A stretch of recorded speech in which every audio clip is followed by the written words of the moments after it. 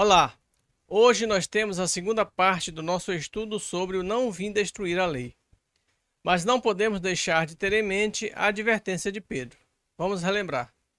Sabendo primeiramente isto, que nenhuma profecia das Escrituras é de particular interpretação. Segunda carta de Pedro, capítulo 1, versículo 20. Bem, nós terminamos o último vídeo lembrando o tema do nosso estudo, que é o não vim destruir a lei. Isto segundo a passagem do Evangelho. Não penseis que eu tenha vindo destruir a lei ou os profetas. Não os vim destruir, mas cumpri-los. Porquanto, em verdade vos digo que o céu e a terra não passarão, sem que tudo o que se acha na lei esteja perfeitamente cumprido, enquanto reste um único J e um único ponto. Mateus capítulo 5, versículos 17 e 18. E aí, nós deixamos no ar a pergunta: se Jesus não veio destruir a lei, o que ele veio fazer? Vamos ver como Rinaldo Fabres e Giuseppe Barbalho entendem essa afirmação de Jesus. Vamos lá. Se não existe ruptura com o passado, isto não significa que a continuidade se reduza à pura repetição e confirmação. Implica novidade interpretativa. Ou seja, a lei recebida por Moisés permanece válida, só que agora com uma interpretação atualizada. Como nós acabamos de ver na citação, a vinda de Jesus implicou em uma novidade interpretativa. Vamos pegar, por exemplo, o quinto mandamento: não matarás. Os mandamentos, como o não matarás, precisavam ser curtos para não gerarem dificuldade de entendimento, para não gerarem confusão na interpretação. É bom lembrar que nós estamos falando de gente muito simples e lembrar também que não havia escolas, faculdades, etc. Estamos falando de mais de 3.000 anos atrás. Então, não matarás. Assim, um mandamento bem curto. E quando Jesus vem à Terra, já se passaram mais de 1.000 anos desde que Moisés recebeu a lei. Então Jesus começa a explicar o mandamento e a ampliar o entendimento da lei. Ouvistes o que foi dito aos antigos: não matarás. Quem matar estará sujeito a julgamento. Eu, porém, vos digo que todo aquele que se irá contra o seu irmão estará sujeito a julgamento. E quem proferir um insulto ao seu irmão estará sujeito a julgamento do tribunal. E quem lhe chamar tolo estará sujeito ao inferno de fogo. Mateus capítulo 5, versículos 21 e 22. Muito bem. Jesus vai à raiz do problema, porque ninguém acorda e de repente decide matar outra pessoa, sem motivo, do nada. Tudo começa com uma discussão, um desentendimento qualquer, com uma raiva por algo que aconteceu, e aquilo vai crescendo até virar, por exemplo, um desejo de vingança. E aí pode resultar em assassinato. Então, Jesus está ensinando, está aconselhando a não deixarmos que esses sentimentos comecem a tomar conta de nós. Por isso ele recomenda não sentir raiva, não se irar, e vai mais longe. E quem proferir um insulto ao seu irmão estará sujeito a julgamento do tribunal. E quem lhe chamar tolo estará sujeito ao fogo do inferno. Mateus capítulo 5, versículos 21 e 22. Ou seja, nenhum pensamento mau e nenhuma ofensa mínima são permitidas pela lei de Deus. Não devemos agredir o outro de maneira nenhuma, nem com palavras.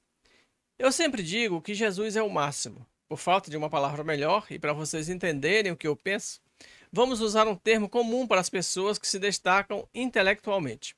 Vamos dizer que Jesus é um gênio. Ele diz: eu, porém, vos digo que todo aquele que se irá contra o seu irmão, e quem proferir um insulto a seu irmão, nós já vimos em outro vídeo que Jesus nos ensina que Deus é nosso Pai. Portanto, somos todos irmãos. Mas aqui Jesus também está fazendo uma referência velada a Caim e Abel. Ele está explicando o mandamento não matarás. Aquelas pessoas conheciam muito bem os livros do Pentateuco de Moisés, a lei. Portanto, conheciam aquela história do Gênesis, em que um irmão matou o outro irmão. Jesus está relembrando a história. Lá, Deus pergunta a Caim: então lhe disse o Senhor: por que andas irado? Gênesis capítulo 4, versículo 6. Jesus traz à tona essa passagem dos Gênesis quando afirma: Eu, porém, vos digo que todo aquele que se irar contra o seu irmão. Jesus está alertando para as consequências da ira, da raiva contra o irmão. Está meio que dizendo: lembrem-se que por causa da raiva, da ira, Caim matou o irmão dele, Abel. E em Mateus, capítulo 5, versículo 30, Jesus nos dá uma ideia da gravidade do uso da violência. Vamos ver. Se a tua mão direita te faz tropeçar, corta e lança-a de ti, pois te convém que se perca um dos teus membros e não vá todo o teu corpo para o inferno. Mateus capítulo 5, versículo 30. Alguém poderia pensar que Jesus está sendo muito radical, mas ele usa essa imagem forte para que nós possamos nos dar conta do tanto que é errado e grave fazer mal a alguém. É preferível perder um membro do corpo do que fazer mal a alguém. Nós vamos nos aprofundar mais nesse assunto em um outro vídeo. Por enquanto, vamos seguir com o nosso tema. Então, nós podemos ver claramente que Jesus veio desenvolver a lei, explicar tudo de maneira mais didática possível. Agora, vamos tentar atualizar ou ampliar o entendimento do quinto mandamento para a nossa época, para o nosso momento, de acordo com as novas capacidades intelectuais, materiais e morais. Sim, porque à medida em que a humanidade evolui em moralidade e em ciência, as interpretações vão se atualizando ou se ampliando. Como disse a citação lá atrás, queremos uma novidade interpretativa. Vamos lá. Será que o mandamento mudou? O mundo evoluiu. As coisas mudaram muito. Como podemos ampliar o entendimento desse mandamento? Como podemos atualizar o mandamento e também ampliar o significado dele de acordo com a nossa evolução atual, com o atual estágio de desenvolvimento intelectual e moral da humanidade? O mandamento diz: não matarás. Como eu disse, o mandamento não podia ser complexo, longo, ou seja, tinha de ser curto e direto. Mas será que é só isso? Será que o mandamento está completo assim mesmo, curto? O que nós poderíamos acrescentar a esse mandamento? Talvez uma descrição do que não deveríamos matar? Pois é, mas o mandamento é curto também porque ele está completo assim como está. Não matarás significa que não matarás homem, mulher, boi, galinha, pássaro, planta, enfim, tudo que nós conhecemos como um ser vivo ou como seres vivos não é para matar. Portanto, se o mandamento fosse descrever tudo que é proibido matar, talvez tomasse o livro inteiro. Assim, não matarás significa exatamente isso: não matarás. Se tem vida, deixe quieto. Pelo contrário, se corre risco de vida, a nossa obrigação é socorrer, ajudar, fazer o que estiver ao nosso alcance para preservar essa vida. Então, o mandamento é perfeito assim como está. Fácil de entender, simples e curto. Não matarás. Francisco de Assis entendeu perfeitamente o mandamento. Chamava todos os seres vivos de irmão e irmã. E certamente Francisco tinha muito vivas na memória as palavras do Gênesis. Disse o Senhor a Caim: onde está Abel, teu irmão? Ele respondeu: não sei. Acaso eu sou o tutor de meu irmão? Gênesis capítulo 4, versículo 9. Ou seja, se é um ser vivo, é nosso irmão. E Deus um dia vai nos pedir contas do que fizemos com os nossos irmãos, assim como vimos ele pedir conta a Caim. Mas, como sabemos e até já vimos no vídeo sobre sacrifício e expiação, aquele povo realizava sacrifícios de animais oferecendo-os a Deus. Como alguém pode achar que está agradando a Deus tirando a vida de um de seus filhos? Sim, porque os animais também são filhos de Deus. A nossa ignorância é que nos faz achar que agradamos a Deus ao tirar a vida de alguém ou de um animal. Não importa o motivo ou a justificativa. Porque o mandamento é claro: não matarás. E nessa ordem, nesse mandamento, está implícito que Deus está se referindo também à morte de animais e, portanto, ao sacrifício de animais. Mais de 1000 anos depois de Moisés, Jesus iria nos trazer mais ensinamentos de acordo com o progresso que tivéssemos alcançado e ampliar o nosso entendimento sobre a lei e sobre o próprio Deus. Vejamos o que diz William Barclay. Jesus veio para mostrar na vida o que significa a reverência que Deus merece e o respeito que o homem merece. Essa reverência e esse respeito não consistiam na obediência de uma multidão de meticulosas regras e estatutos. Não exigia o sacrifício, e sim a misericórdia. Não era um legalismo, e sim o amor.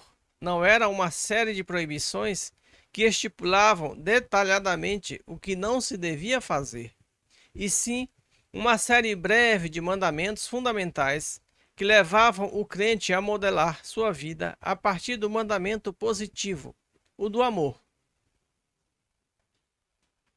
Mas, como eu já disse várias vezes, nós estamos falando de pessoas que viveram milhares de anos atrás.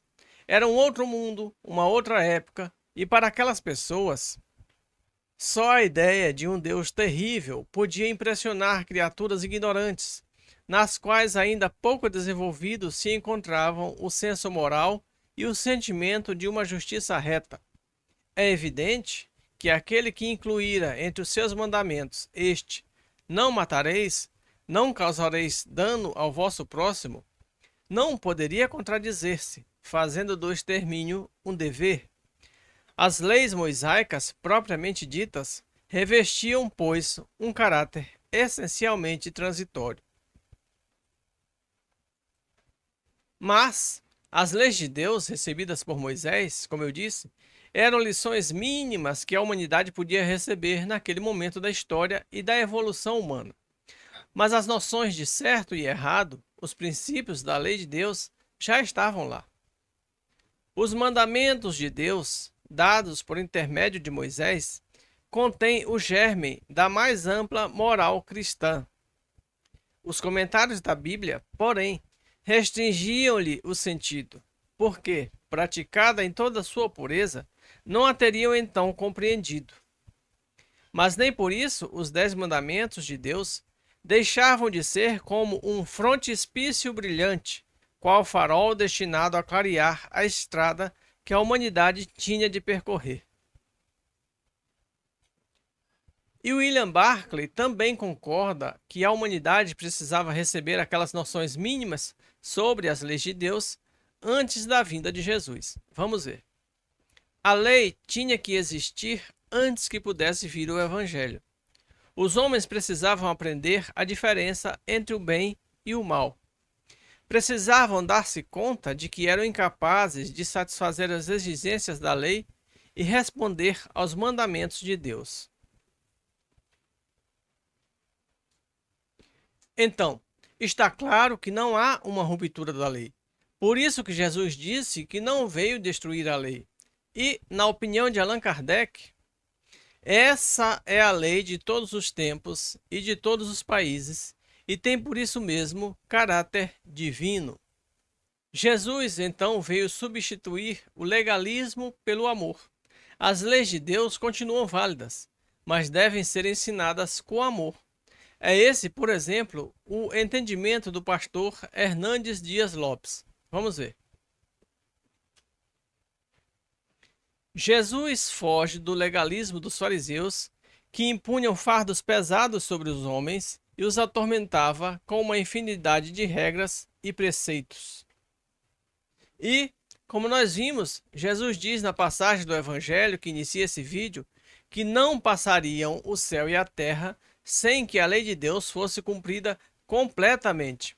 Vamos ver a opinião de William Barclay. A reverência e o respeito que constituem o fundamento dos 10 mandamentos jamais passarão. São a própria substância da relação de cada indivíduo com Deus e com o seu próximo. Bem, chegamos ao fim da segunda parte do nosso estudo sobre o não vim destruir a lei. Hoje nós concluímos o tópico Moisés e a lei. E também já começamos a falar da missão de Jesus. No próximo vídeo, nós vamos continuar com o tema Não vim destruir a lei, só que abordando a vinda do Cristo. Muito obrigado por assistirem. clique em gostei, compartilhe esse vídeo, inscreva-se no canal e até o próximo vídeo.